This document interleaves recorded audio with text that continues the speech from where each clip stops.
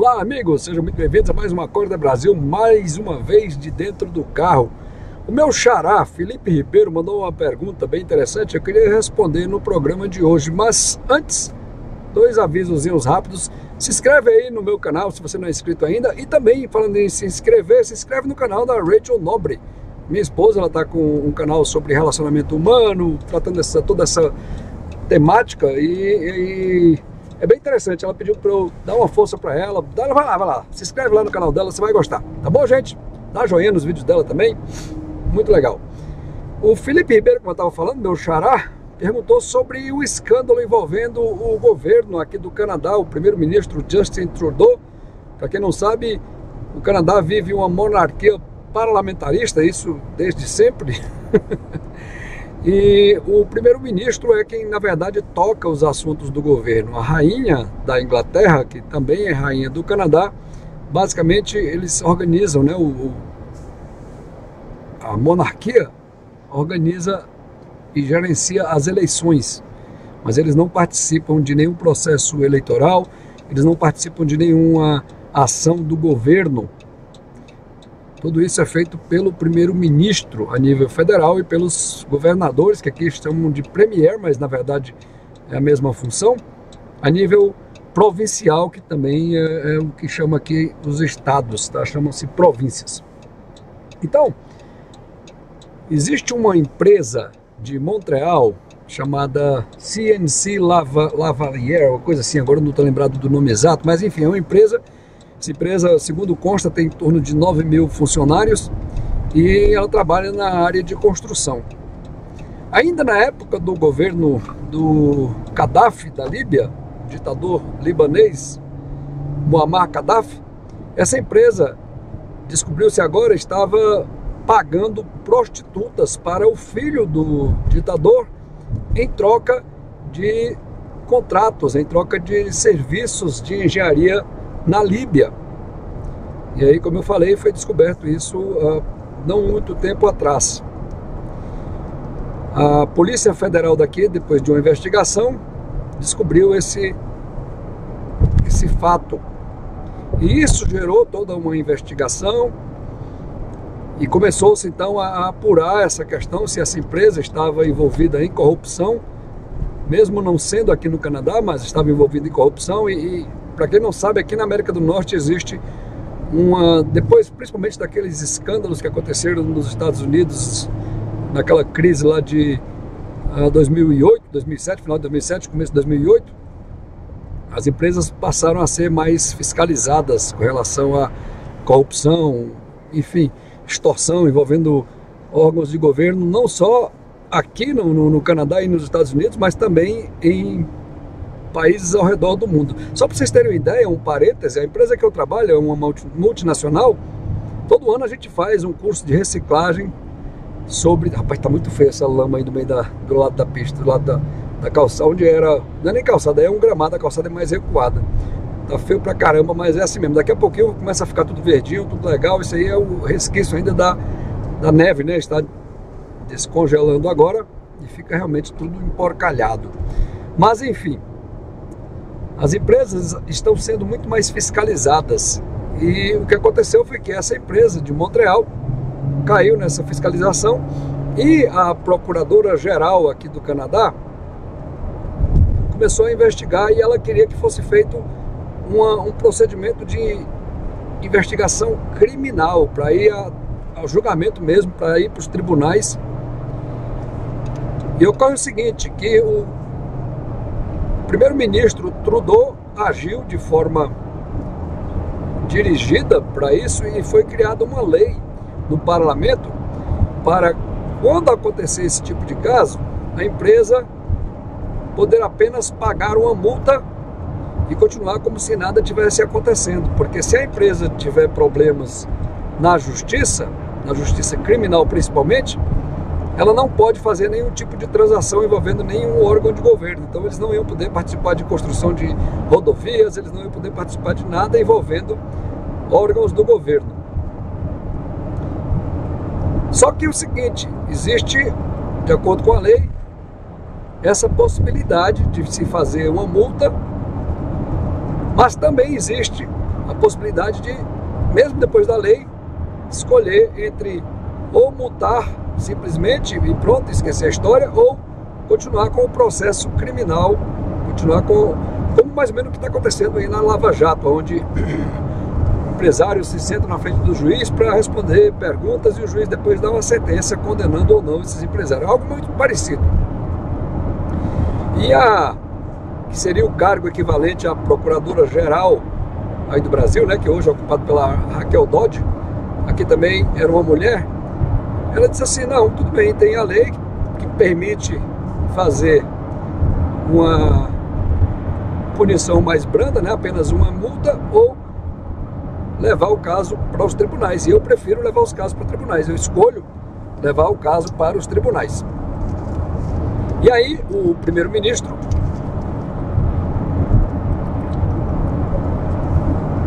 que essa lei foi proposta pelo Partido Liberal, por políticos do Partido Liberal, e dizem que foi feita de encomenda para acomodar essa situação desconfortável, né, envolvendo essa grande empresa de Montreal. Como o primeiro-ministro é daquela região e ele tem muito interesse político naquela região, então ele agiu para que essa lei fosse aprovada no parlamento, e assim foi. Pois bem, como eu estava falando, a procuradora disse o seguinte: tudo bem, tem a lei, mas essa opção de escolha é minha. Eu posso escolher simplesmente aplicar uma multa na empresa e nada, então segue adiante, tudo para por aqui, fica tudo certo, a empresa paga a multa, mas eu também posso escolher levar o caso adiante e levar esse caso, botar para os tribunais decidirem. E aí ela decidiu levar o caso adiante e botar para os tribunais. E aí o primeiro-ministro, mais uma vez, se envolveu. Alguém me ligando aqui? Press Uconnect phone button to answer. O primeiro-ministro, mais uma vez, se envolveu fazendo lobby com a procuradora para ela optar pela outra opção, né, de, ao invés de levar o caso para as cortes, para apenas multar a empresa. Ora, isso é uma excrescência, porque o político jamais deve se envolver nesse tipo de questão. Isso chama-se obstrução de justiça. Você não pode, assim como no Brasil, aqui no Canadá também, o político não pode se envolver, entendeu? E chegar e pressionar a advogada geral do país para que ela faça uma decisão baseada no que ele quer. E aí o argumento foi que, não, mas isso vai colocar em risco 9 mil empregos, isso vai colocar em problema 9 mil empregos. Só que o pessoal aqui da província que eu moro está muito descontente com isso tudo, porque aqui na província de Alberta, não só de Alberta, mas em Saskatchewan também, que é a província vizinha, nós temos uma grande produção de óleo e gás natural. E nós somos forçados aqui em Alberta a vender o óleo apenas para os Estados Unidos, porque existe um oleoduto que vai daqui para os Estados Unidos, um gasoduto também. Então a produção de Alberta ela é toda vendida para os Estados Unidos. Quando você só tem um comprador, você fica na mão daquele comprador, ele dita o preço, ele dita as regras, ele faz tudo. E existe uma demanda muito grande de óleo e gás, por exemplo, da China, né, que precisa muito desse tipo de commodity, mas nós não temos como exportar para a China porque não tem uma tubulação, nós não temos um oleoduto daqui para a província de BC, que é onde tem o porto mais próximo, que estrategicamente seria a melhor opção para escoar a produção até o porto em BC. Esse óleo e esse gás então seriam embarcados em navios, e aí os navios levariam a produção para a China, para a Ásia, para outros países que necessitam de óleo e gás.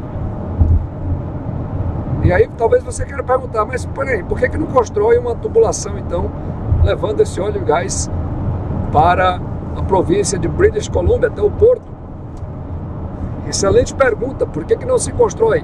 Porque existe uma grande briga entre o pessoal ambientalista, dizendo que isso pode causar problemas ambientais, que isso pode causar uma série de problemas, sendo que se você for transportar de trem, como hoje parte da produção é escoada de trem, além de ser muito mais caro, além de ser muito mais trabalhoso, também corre o mesmo risco de acontecer acidentes, de acontecer, assim como o trem ou o caminhão, que seja.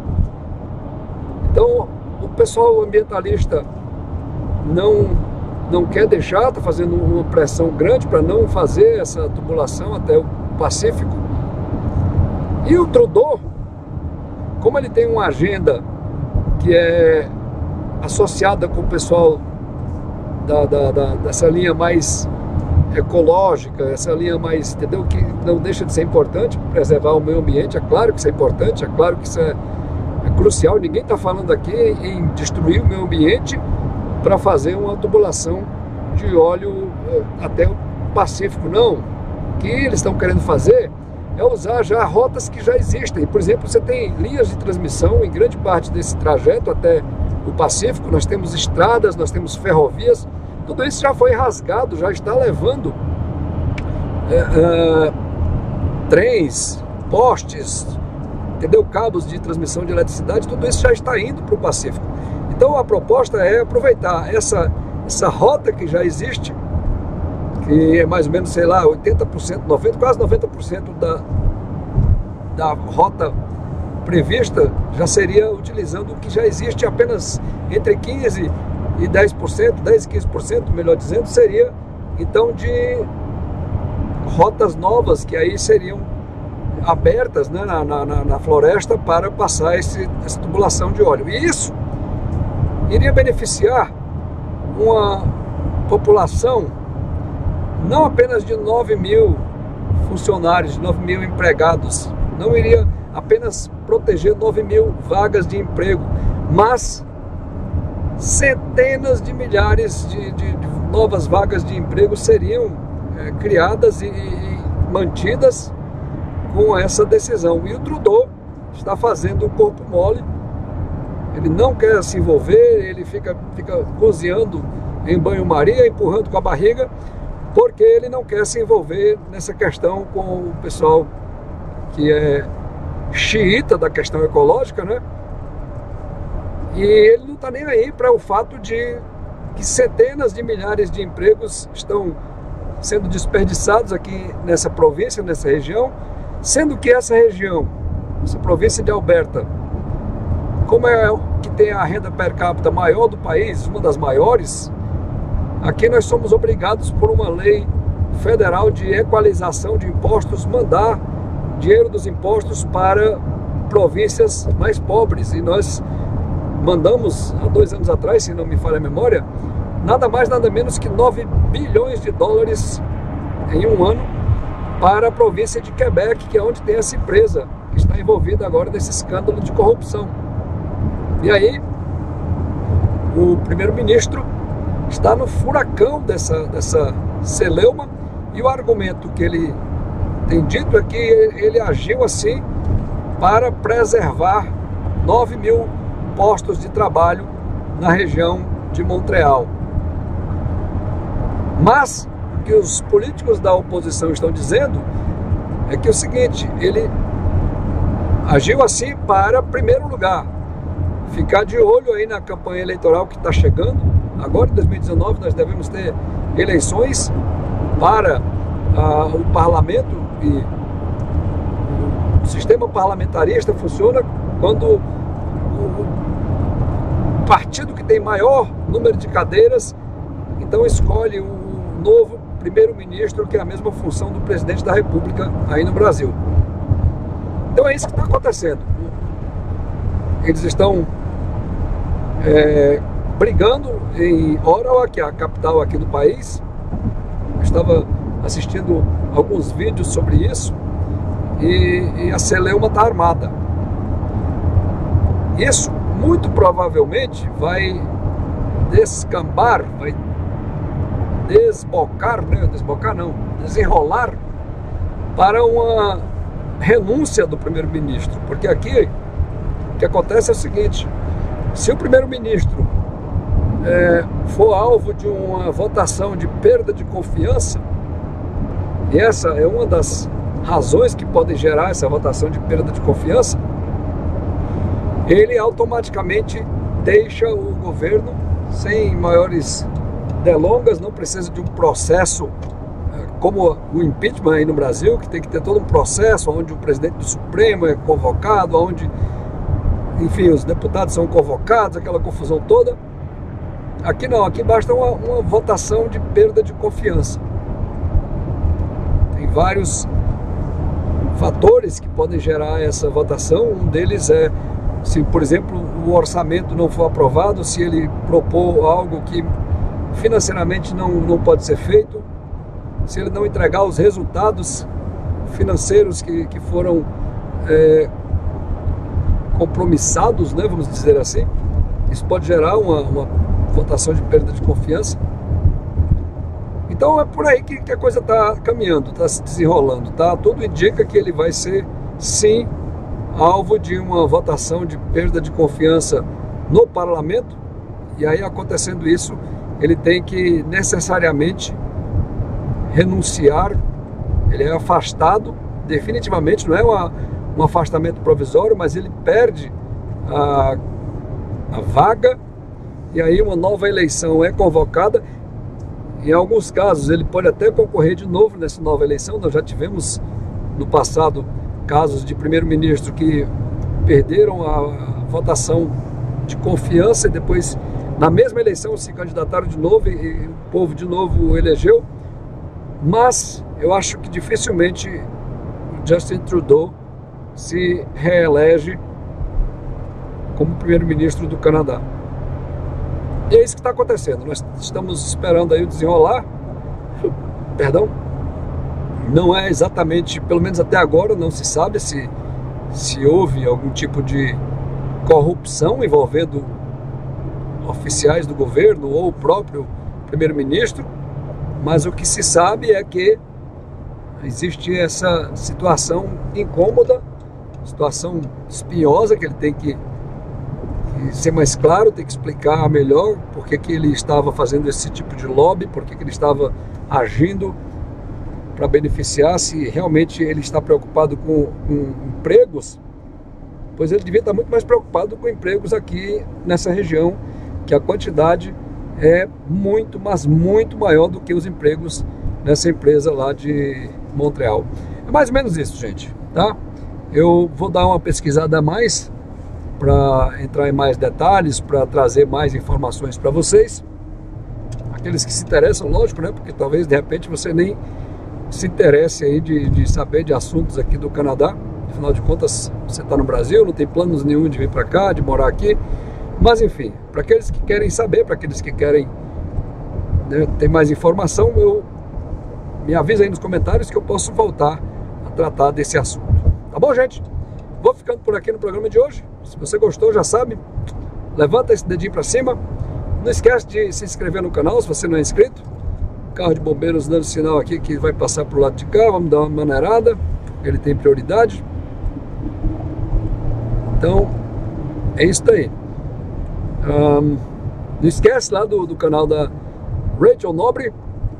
Dá uma força para ela também. Tá bom? E a gente volta no próximo Acorda Brasil. Tchau, gente!